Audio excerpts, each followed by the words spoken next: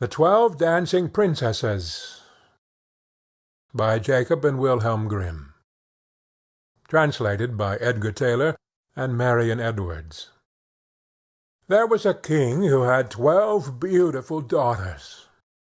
They slept in 12 beds, all in one room, and when they went to bed the doors were shut and locked up.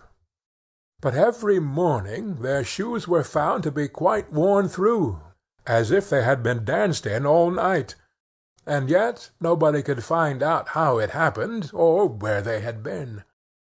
Then the king made it known to all the land that if any person could discover the secret and find out where it was that the princesses danced in the night, he should have the one he liked best for his wife, and should be king after his death. But whoever tried and did not succeed after 3 days and nights should be put to death. A king's son soon came. He was well entertained, and in the evening was taken to the chamber next to the one where the princesses lay in their 12 beds. There he was to sit and watch while they went to dance, and in order that nothing might pass without his hearing it, the door of his chamber was left open. But the king's son soon fell asleep, and when he awoke in the morning he found that the princesses had all been dancing, for the soles of their shoes were full of holes. The same thing happened the second and third night. So the king ordered his head to be cut off. After him came several others, but they had all the same luck, and all lost their lives in the same manner. Now it chanced that an old soldier, who had been wounded in battle and could fight no longer, passed through the country where this king reigned, and as he was travelling through a wood, he met an old woman who asked him where he was going. "I hardly know where I am going, and what I had better do," said the soldier, "but I think I should like very well to find out where it is that the princesses dance, and then in time I might be a king." "Well," said the old dame, "that is no very hard task. Only take care not to drink any of the wine which one of the princesses will bring to you in the evening, and as soon as she leaves you, pretend to be fast asleep." Then she gave him a cloak, and said, "As soon as you put that on you will become invisible, and you will then be able to follow the princesses wherever they go." When the soldier heard all this good counsel, he determined to try his luck. So he went to the king, and said he was willing to undertake the task. He was as well received as the others had been, and the king ordered fine royal robes to be given him, and when the evening came he was led to the outer chamber. Just as he was going to lie down, the eldest of the princesses brought him a cup of wine, but the soldier threw it away secretly, taking care not to drink a drop. Then he laid himself down on his bed, and in a little while began to snore very loud, as if he was fast asleep. When the 12 princesses heard this, they laughed heartily, and the eldest said, "This fellow too might have done a wiser thing than lose his life in this way."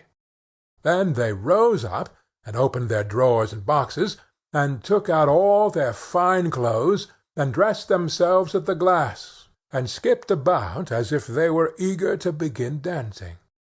But the youngest said, "I don't know how it is, while you are so happy, I feel very uneasy.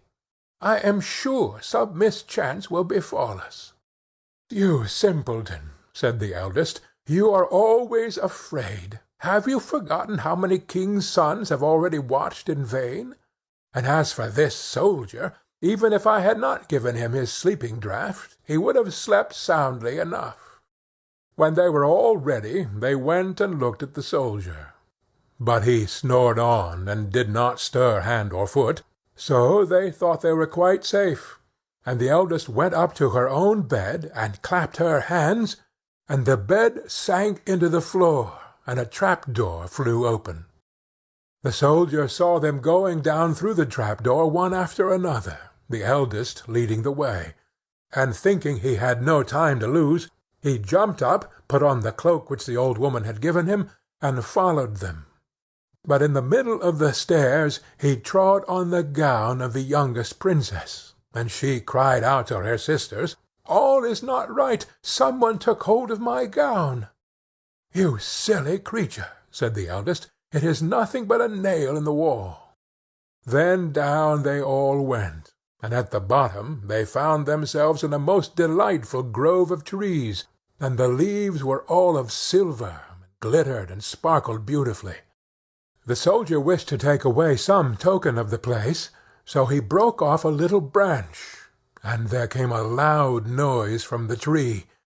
Then the youngest daughter said again, "I am sure all is not right. Did you not hear that noise? That never happened before." But the eldest said, "It is only our princess who are shouting for joy at our approach." Then they came to another grove of trees, where all the leaves were gold, and afterwards to a third, where the leaves were all glittering diamonds. And the soldier broke a branch from each, and every time there was a loud noise, which made the youngest sister tremble with fear. But the eldest still said it was only the princes who were crying for joy.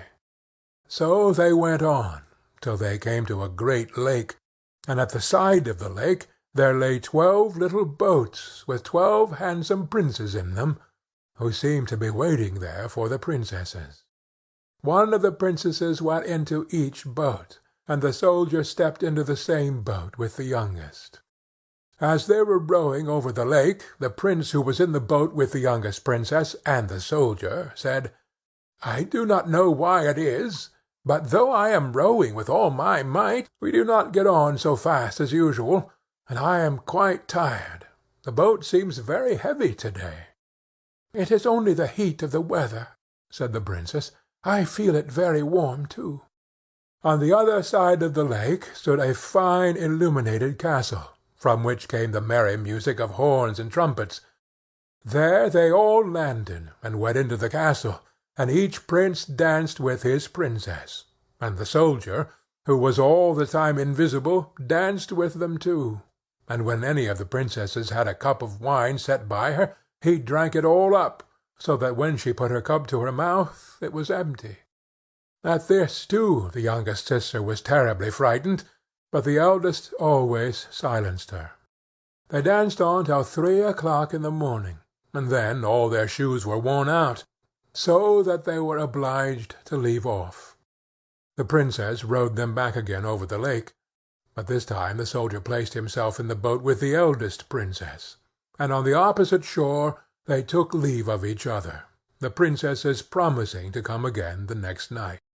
When they came to the stairs, the soldier ran on before the princesses, and laid himself down, and as the 12 sisters slowly came up very much tired, they heard him snoring in his bed. So they said, "Now all is quite safe." Then they undressed themselves, put away their fine clothes, pulled off their shoes, and went to bed. In the morning the soldier said nothing about what had happened, but determined to see more of this strange adventure, and went again the second and third night, and everything happened just as before. The princesses danced each time till their shoes were worn to pieces, and then returned home. However, on the third night the soldier carried away one of the golden cups as a token of where he had been. As soon as the time came when he was to declare the secret, he was taken before the king with the 3 branches and the golden cup, and the 12 princesses stood listening behind the door to hear what he would say. And when the king asked him, "Where do my 12 daughters dance at night?"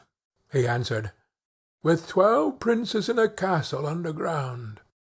And then he told the king all that had happened, and showed him the 3 branches and the golden cup which he had brought with him. Then the king called for the princesses, and asked them whether what the soldier said was true, and when they saw that they were discovered, and that it was of no use to deny what had happened, they confessed it all. And the king asked the soldier which of them he would choose for his wife, and he answered, "I am not very young, so I will have the eldest." And they were married that very day, and the soldier was chosen to be the king's heir.